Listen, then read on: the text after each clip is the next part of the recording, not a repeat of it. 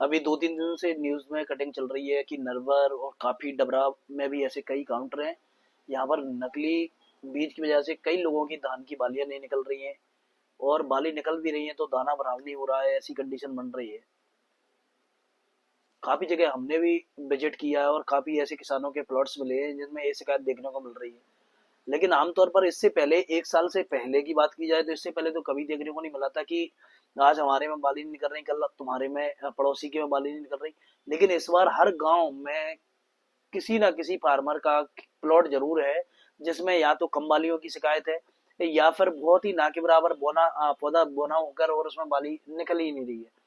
तो ऐसा तो बिल्कुल नहीं हो सकता, क्योंकि शिकायत बनती तो एक क्षेत्र में या फिर एक कोई किसान के यहाँ पर्टिकुलर। इस बार जो शिकायत देखने को मिल रही है लगभग लगभग हर गांव में ऐसे 1-2 फार्मर हैं जिनकी कहीं ना कहीं जो बालियां निकल रही है या तो बदरा पड़ रहा है उसमें शुरुआती अवस्था से ही, या फिर आधे खेत में बालियां निकल गई हैं और आधे खेत में अभी निकली ही नहीं है।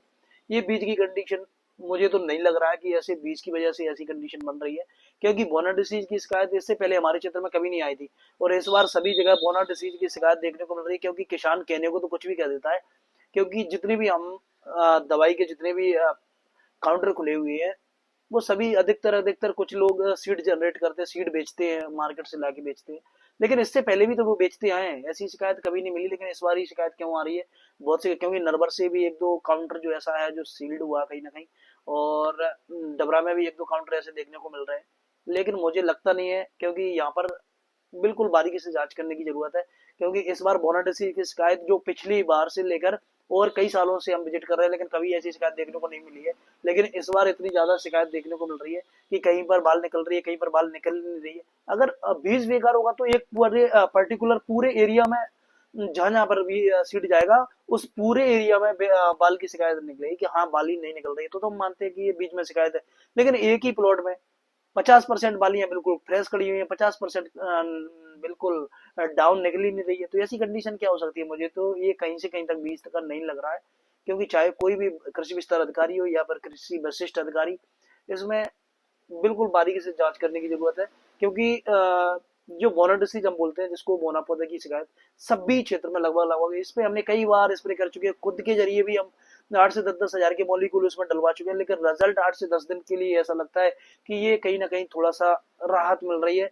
लेकिन कुछ ही दिनों बाद हम देखते हैं कि जो बोने पौधे की शिकायत होती है वो जैसे की जैसी रनिंग में रह रही है, तो वो उसमें 100% शिकायत है। जो पौधों की हाइट जानी चाहिए कम से कम, नहीं तो 2 से 2.5 फीट, वो 2 से 2.5 फीट जा ही नहीं पा रही है, कैसे भी पौधे की हाइट नहीं जा पा रही है।